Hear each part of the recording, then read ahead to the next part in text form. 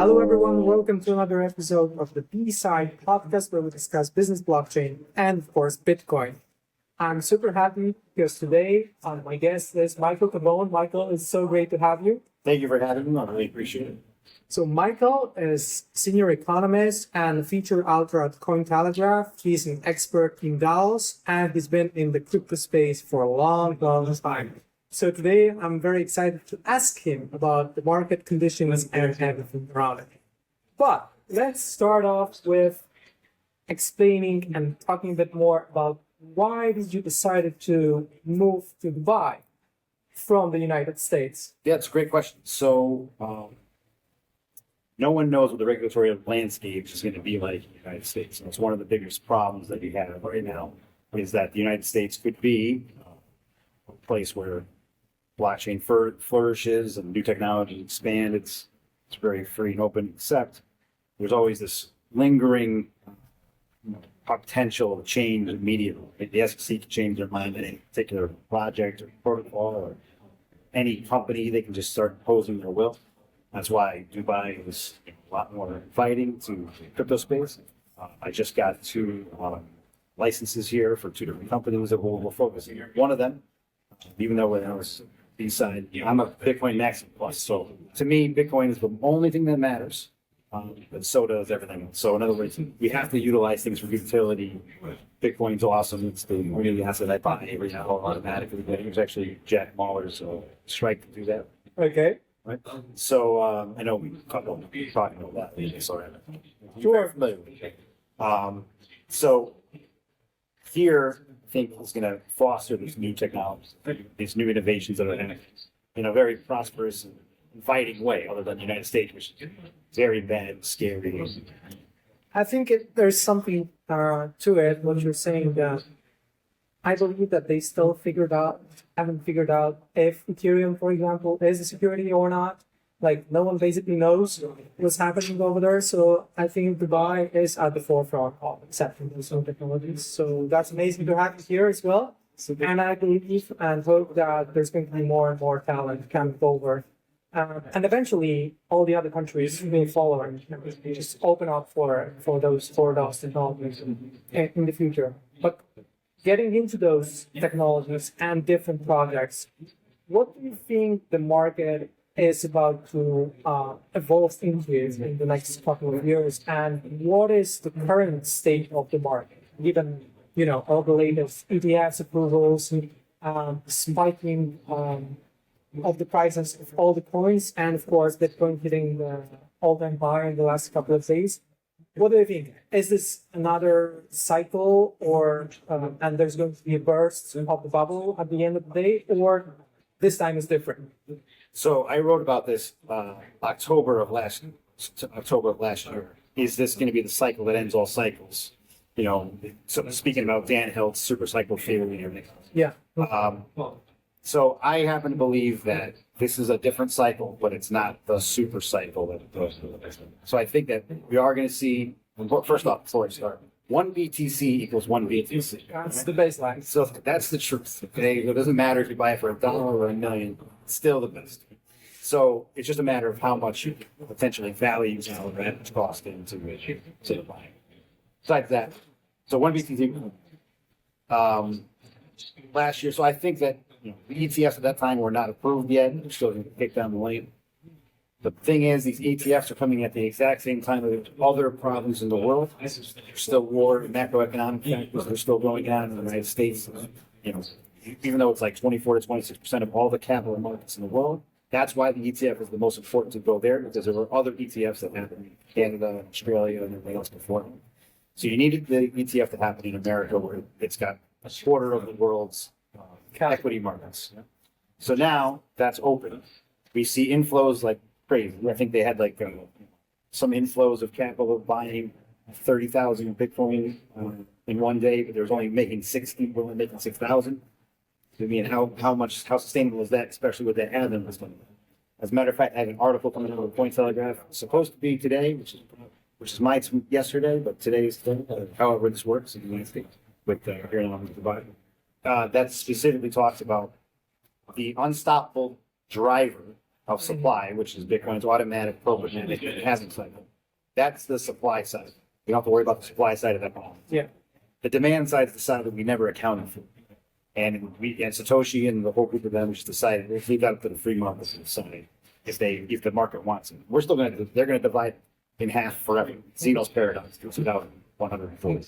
So they're just gonna do that. Now the demand side, never seen before, unprecedented, Van Hill, institutional demand, all that stuff. The only problem is it's still a price discovery vehicle. No one knows. And the reason why no one knows is because first world countries have not had to adopt it. Third world countries, or countries that are going through economic issues, have had to adopt it. If you're in Liberia, if you're in Turkey, if you're in Argentina, you're looking at Bitcoin because it's a better store, better way of trading, even if it is volatile. Yeah. It's better than the actual domestic currency. But when the United States currency falls, when all these other countries fall, because the dollar is completely sustainable and it goes back to the Weimar Republic stuff where everyone has barrels and all this stuff, then and people go, you know what, I'm just going to use Bitcoin instead. When that happens, and by the way, we saw that. If you ever study collapses of countries that have stock markets, when hyperinflation happens, people go, well, I could own a part of a company. So the stock market actually does better during these times. Yeah. So they're probably going to go out and say, all right, well, I would rather own gold. They're going to chase that gold price up. I'd rather own Bitcoin. They're going to chase that Bitcoin price up, even though the purchasing power stays the same. Price, the fiat price is crazy. Yeah. It's still going to have the same purchasing power. So in those cases, you're going to have to look for Bitcoin because it's going to be the only thing you can be able to trade. And then what happens if the political winds change? In other words, like we saw with the Canadian truckers. Yeah. You're on the wrong side of the political spectrum, and they don't want you trading. You're cut off. You're cut off. Well, now with Bitcoin is not going to stop. The only thing that I fear from the ETFs, and I had this conversation for the last 3 days with people that I met here in July. They're like, okay, so if these big corporations get more Bitcoin, they take over the network. everyone's afraid, right? They get centralized the power over the Bitcoin network in a way. In theory. Yeah. The problem is, it's actually in there. If you read their paperwork for the ETFs, it actually says 51%. We can fork the blockchain. It says all that. The only problem is, if you're really a cypherpunk, if you understand the history of how it came about to have this, if BlackRock and everybody got together and said, Fidelity all got together and said, we're gonna fork the chain to make an institutional grade Bitcoin. They've killed that chain. And we're all of us are gonna go right back to the old, okay, thanks. They're gonna give us institutional Bitcoin and negative. All of us are just gonna sell the institutional Bitcoin, we're just gonna go to zero. And these companies have failed their experiment of trying to take over the centralization. This is why it is often said that Bitcoin is basically anti-fragile. The more people, the more different players get into the game, even if they are massive. There are different power plays, and at the end of the day, Bitcoin as a true asset and true network actually stays and gets stronger with time. 1,000%. So I think I just heard like an amazing speech from Michael Tabone on that. So there are different powers in Bitcoin network, and at the end of the day, anyone joining is actually making the network stronger. 1,000%. That's the whole thing, right? Even if you try to do a 51% thing. Yeah. Even if the countries, the whole world, and Anthony Antonopoulos. Andreas, awesome guy.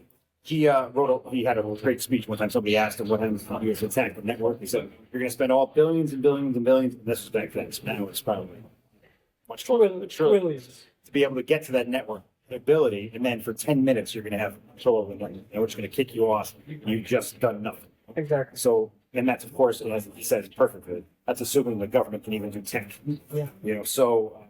And I hear the same thing when I hear about quantum computing. It bothers me. Yeah. People go, quantum computing is going to take over and you're going to lose your Bitcoin. I'm like, guys, who do you think is working on quantum computing? The same people that are working on it. It's the same people. There's an overlap. They own Bitcoin and they're working on quantum computing. And by the time we get to that level, we can upgrade the network because we can all decide. We can point our nodes one way or the other to vote on whatever bit we want. And there's different ways that people have already done it. In my political philosophy and histories, we have this, whenever people talk about capitalism, they go, well, my roads, what happens with my roads? That's like, people say, everyone loves the roads so much. And quantum computing is like the my roads have been, what happens to power roads? Power shuts off. I'm like, guys, the power's going to shut off. We're all used to air conditioning. We're going to get back to the power get back on. Don't worry about it. Yeah. We've already talked about how to do paper transactions outside. We're going to be okay. The whole conversation leads me to the next question, which would be, what do you think, why Satoshi chose the proof of work? Because I recently was listening to Jack Mahler's speech from Madeira, and then he underlined plenty of times that, look, Satoshi figured out that proof of work is the only consensus mechanism that actually allows you to create perfect money. Anything other than that is just not sustainable, and you cannot produce the hard money. Is that right in your opinion? So there's a great book called Inventing Bitcoin. Jan, I never remember his name, he looks for Swan. Mm-hmm. Everyone should read this book. It's very short, very small, but it goes through the steps. For my dissertation, I actually was about centralized autonomous organizations, but I go through the steps that happen before Bitcoin, which is very important. Mm-hmm. B-money, e-gold, and all different things, including the cypherpunk manifestos and everything else that go into it. These are very important to understand, because once you understand them, you go, that's why it's proof. Mm-hmm. And you understand. What happens is now people are going to go, yeah, but proof of stake is just so nice and it's good for the environment. But they don't understand, okay, great, you're giving up so much security, right? And we can see that in some other chains, which are very anonymous, like Swan, didn't mention it, where you can just shut off the call up all the node operators and shut off the transaction. Yeah. That should not be done. You should not even know who this transaction. You should not even be able to contact these people and know who they are. That's centralization. Crazy. You don't want to be there. You want to be to a point where I'm operating a node on my phone. You know what I mean? Where we get the chips down, so the memory can be everywhere. There's always nodes. There's always miners. We don't know who they are. We don't know where they are. There's a miner on. Let's say. So therefore, we don't have any control over it. I don't want any control. Yeah. And actually, talking to some people here in Dubai that have just been introduced to Bitcoin over the last, let's say, 3 years or 4 years since the last cycle, they have no history on it. So they just go, yeah, but what happens if this? What happens if that? And I'm like, guys, you're trying to control something. You can't think I just talk about the ETFs. Yeah. You guys are trying to control something. Well, it's in the thing. People that are introducing the ETFs, Bitcoin and the ETFs, they probably understand this. The bigger guys, and it seems to me, I was talking about this before, I'm 41. I'm in this weird range of ages where I had no technology. I was outside, falling from trees and playing with my friends, and then I had Nintendo. So I went in this weird. So I understand kind of stretch both ways. Yeah. And then I know, and everyone else I work with, a lot of people in Web3 are obviously younger, and they live in a completely different world. So I understand this, what they're going in their mind. They're thinking, all right, so how does it work in the control of the old way?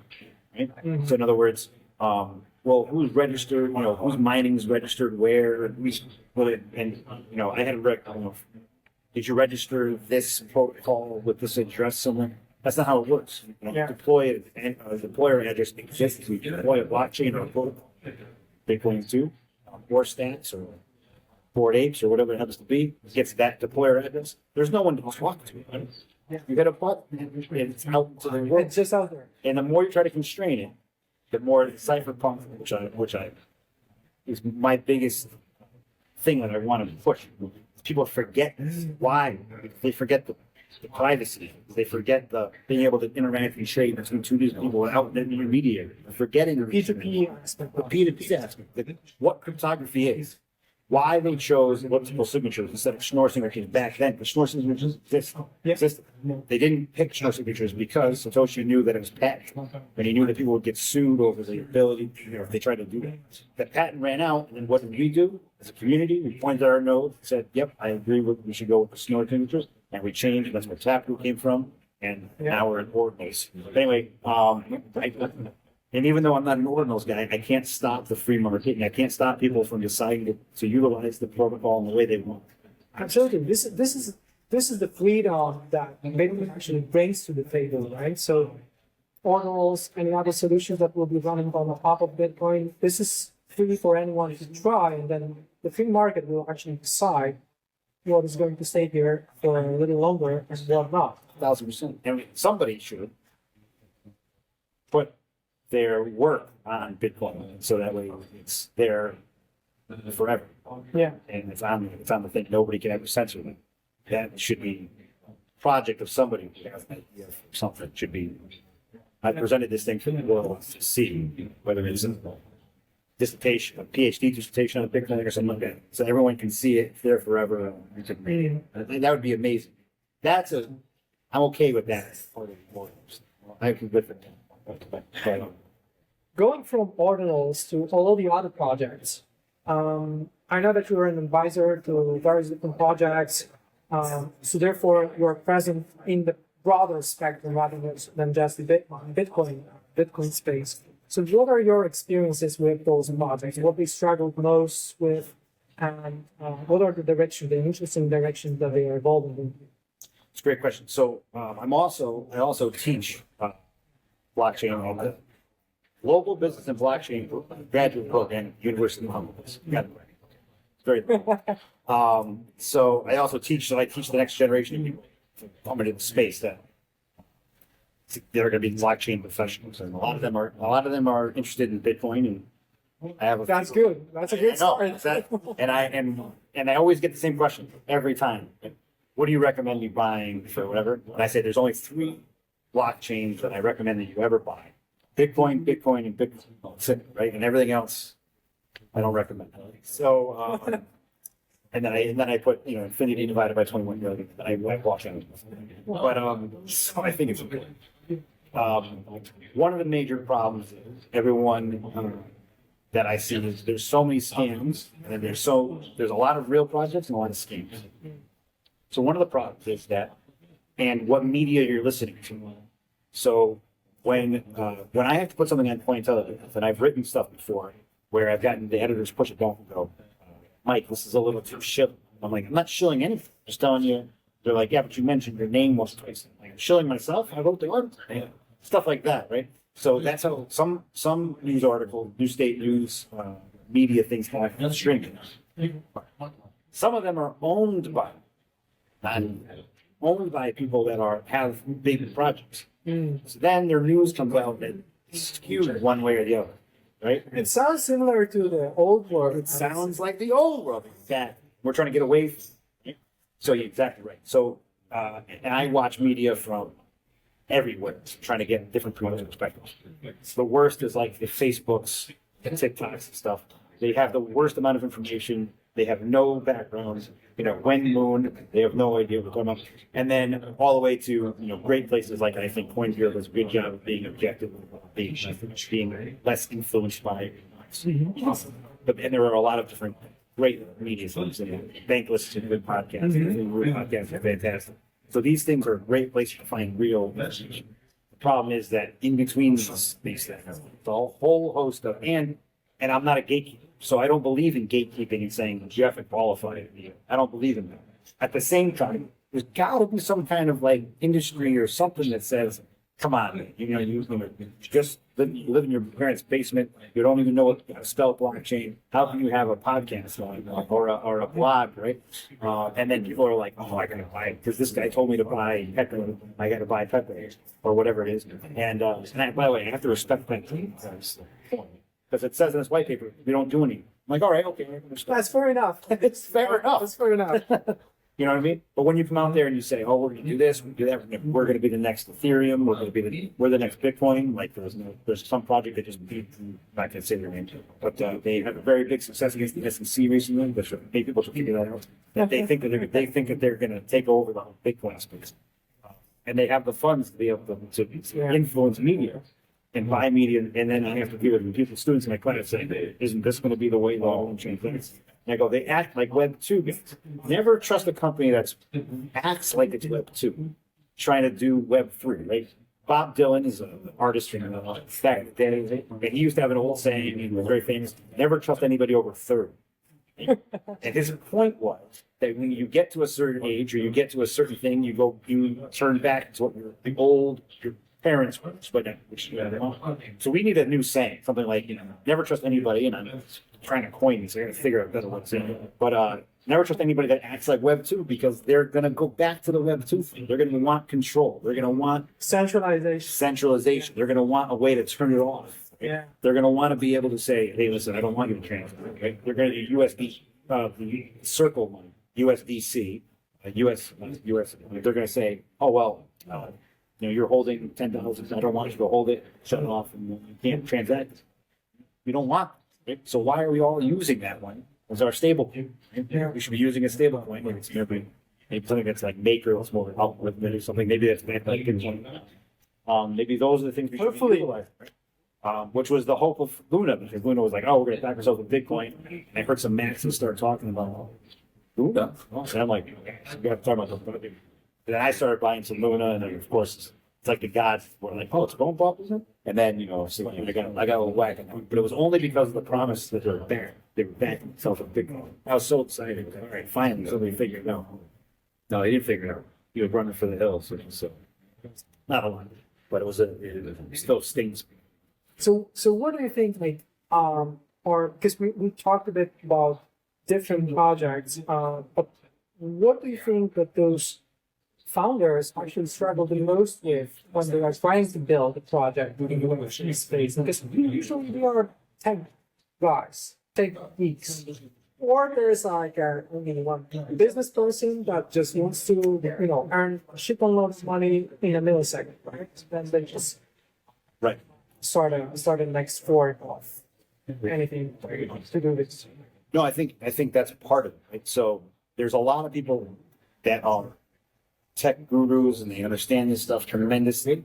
And when you specialize in one thing, when you have a PhD in business, you might be just stuck on business. You might not actually have the background to do it. Yeah. I spent 15 years as an emerging technology engineer for a very multinational defense company. So I have a large background in tech, a large background in emerging technologies. And even though if you asked me right now, if you put a gun to my head and told me to program something, I would be like, space, tap, I would have no idea. But I can sit down with a developer and have a conversation about the logics that's happening. We can say this is how to apply it. And then I can say, but that's actually not a good application for this business. And then I can sit down with the guy who's a TradFi guy. Like I had a conversation with him about NFTs. The guy I was talking to, very well connected, 30 years of family offices and everything else around the whole world. Break down. He's like NFTs. Blah, blah, blah, blah. I'm like, do you have a membership card? Couple of them. Yeah, guys, couple. I go, if you had a business that had a membership card, you could make NFTs so that they expire, they need to be renewed. You can do this all if you By a smart contract so that it's fixed. 100%. Why not? It just works. Sure. So these are the applications. Oh, then light bulb went off and you said, oh, so I don't have to use your car by the thing, your house with the deeds or anything. I think it's the application of this thing in a real world sense. So this is the challenge for those founders to find the, bringing value applications of the products. And they're early. Almost 90% of everybody that I talk to now is early for their idea. Like, that's a great idea. We don't have anybody using the blockchain in the world, right? We feel like we're in a bubble where everyone has been doing this. I forgot. Like, I had to walk my mother through how to buy Bitcoin the other day. I think I talked about this 4 years ago. Aren't you using this every day? Like, what are you talking about? You haven't been buying in reality. And it's same thing with my mother-in-law. She's like, I have to buy more Ethereum. How do I do that? How do I get in Coinbase? I walk her through it again. I'm like, didn't I do this? So to me, I'm like, haven't you been DJing? To me, didn't I already walk her through? It's one of my favorite words, actually. Full-time DJ is like a very serious professional. I look around. But yeah, so I think one of the problems is people are so early. Last year, I taught at Coin Bureau Live event in London, and I was on stage with a lot of great founders. One of them is a medical records company founded by a doctor. It's called Gideon. Bill, something like that. Sorry, there's so many products. Sure. But they're awesome. Really is a cool idea. They're ahead of the game. Mars Coin, talking to Mike Lowry. Mike Lowry's awesome. He's a good guy. He's an advisor on our project. Lowry was good friends with Al Finney. He was around. He was part of those conversations pre-Bitcoin. He has most of his Bitcoin locked up, by the way, till 2040. Yeah. Mike's a good guy. Mike is great because me and Mike can talk about the old stuff and the new stuff. Anyway, I was talking to Mike for about an hour and a half about Mars. Interstellar communication between Mars, people that are on Mars, and us, and being able to trade assets back and forth. We're a little early for Mars, right? But the infrastructure Depending on Elon's capabilities to execute, it's based on Elon. I know. Oh, but by the way, Mike is they're doing a BBC documentary on Michael. It's going to be supposed to be June-ish. They're going to release it, but so they're going to talk about how it's back in the day stuff. So it's cool. I recommend it to watch it. But yeah, I think it's because everyone's so racing to the thing. Now we are just like the 1990s .com bubble. Everyone, pets.com, 1-800-pets, pet food, or whatever it was, got millions. Yeah, you have to remember, just because we're early doesn't mean it's bad. There was a thing called pseudo. I don't know if everybody ever watched pseudo. I watched pseudo because before that was MIRC, and I had to type everything in. And then pseudo was YouTube. It was YouTube, but it was back then. And they had a stupid amount of money got given to them. Just before you know how to spell pseudo, people were writing checks. And all they did was had parties. And they had a studio that was maybe half the size of this, and they just did crazy shows. But Sounds familiar. Sounds familiar. But the whole point is, people ran to did it. Pseudo was a good idea. It just was 10 years ahead of its time. 10 years ahead of its time. So these people are 10 years ahead of their time, and it's about, okay, great. Now you have a great idea. You have to find users. Is there an actual problem? I tell some people, they're like, why does Bitcoin even exist? It's not a problem. And I go, because you live in America. That's why it's not a problem. But it will be a problem. But America is the last on the list as long as their currency is going to work with their currency.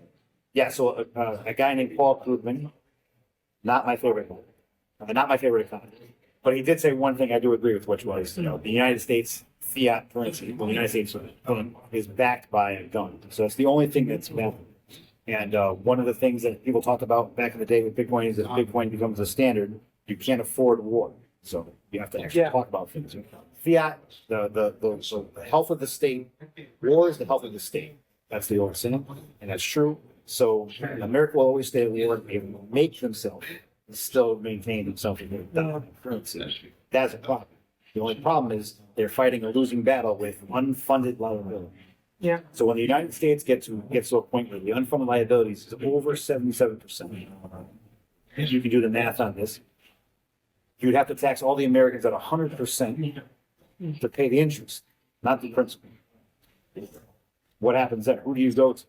And I was talking to somebody last night, who was just, well, the Americans are just going to print more money. Like, that's exactly what they can't do. So now where do you go? Then this is going to be when the vicious cycle and spiral of hyperinflation kicks in. So then where do you go? You can go to gold, of course.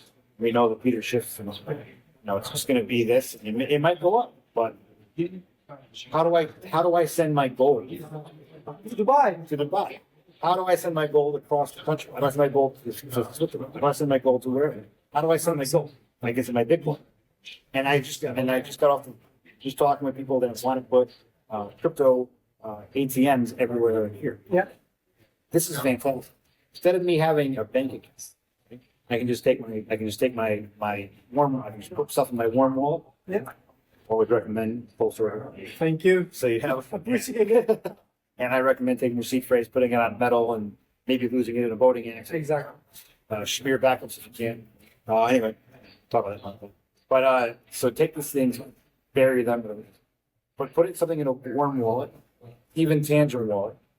I like Tangerine wallet's idea. I don't keep it in it. It's blind signing, right?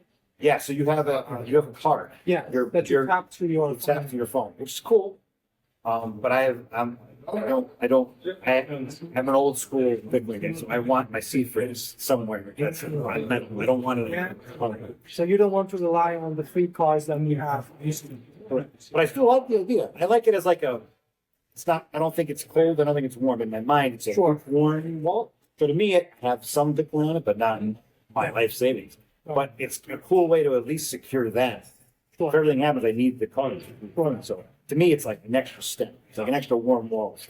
But I don't really consider it a cold wall. They might be mad at it, but I don't consider it a cold sort of wall. I think I can't see that seed frame. I know it usually is. If I lose all three cards, I lost that. Yeah, you kind of basically even translate it from this solution to another.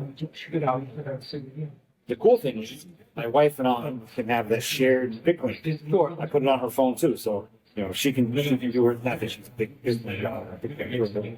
She doesn't. She just looks at everything and goes, "That's nice. It's a nice Bitcoin poster. That's nice."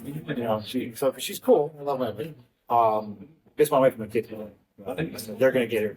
So I use that as a warm up. That's going to be beautiful. I come here.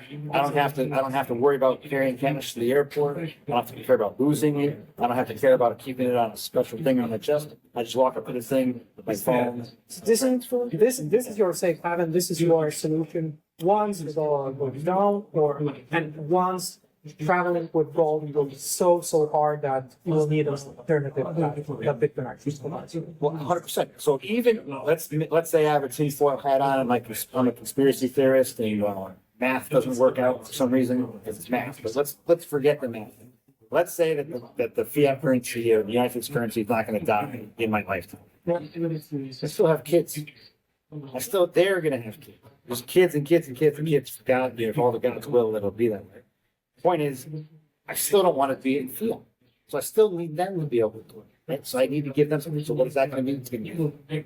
So we talked a bit on different topics, but I want to know also your opinion about Bitcoin in the future. So what is the future of Bitcoin? Is it going to stay a store of value, and this is going to be its main function? Is it going to be money that we pay for stuff? How do you think about it? So to answer that question, I got to go back one step. Money is what society decides it is. At one time, people decided it was wheat, it was salt, then it was these things because it had some type of utility and they could use it, trade and barter, and stay over longer. It wouldn't just go back if you give it. It's not by government decree. A good example of this is England had these coins that they used to give out with pure silver, right? And there was one king, and I can never remember the name of this king, but he based the currency by putting copper in the middle. The reason why they knew, they called him whatever his name was, Copper Nose, because he had a gigantic nose. And the nose would rub off first in people's pockets, and you could see the silver and the copper nose sticking out like that. And so they used to make fun of him, calling him copper. But then people stopped accepting that as currency. They knew it wasn't silver. So just because the government says it's a silver coin doesn't mean that it is. It was down up movement of not using this money, or just getting rid of this money in the first place. Of course, and it always is. It always is society deciding what is the good medium of exchange. So, people have this mistaken idea that somehow there was a government first. There were two people that said, I need a medium of exchange between me. If you get rid of this coincidence of wants, which is, I have an ox, and you have a chicken, and we want to trade. Instead, it was like, well, I don't want your chicken, but, here's this seashells. And then eventually, there was at one point, there was a shaman that was still like, guys, you want seashells? And somebody else was like, we got this benefit called gold.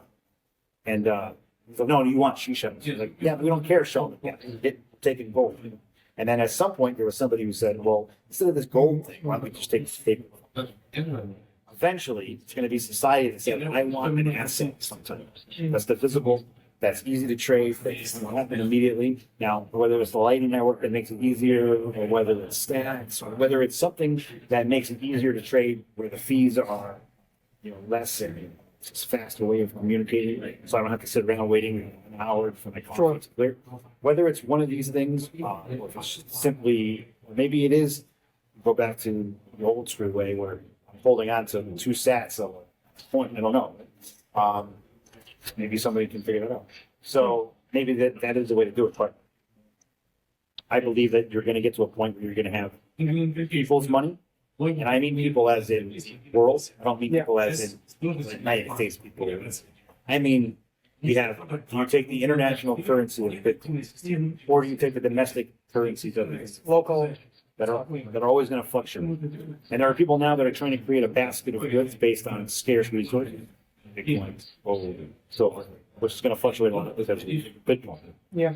But that fluctuation, the people are trying to make this basket of scarce goods versus fiat. And if you look at that, you kind of put those together, if you kind of do the math on those things, it's very interesting when you think it follow that 10 years. Massive uprise. And then people will be like, oh, why don't I take these? Why don't I take these? Why don't I take these hard assets instead of this non-hard?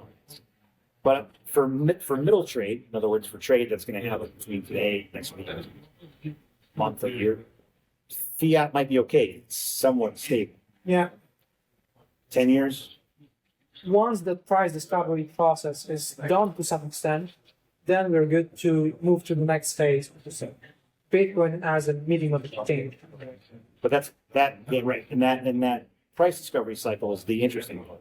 So if we look at the boom in trains in Britain, supposedly there was more trains sold tracks than there were land to build trains. Right? And that was the old saying.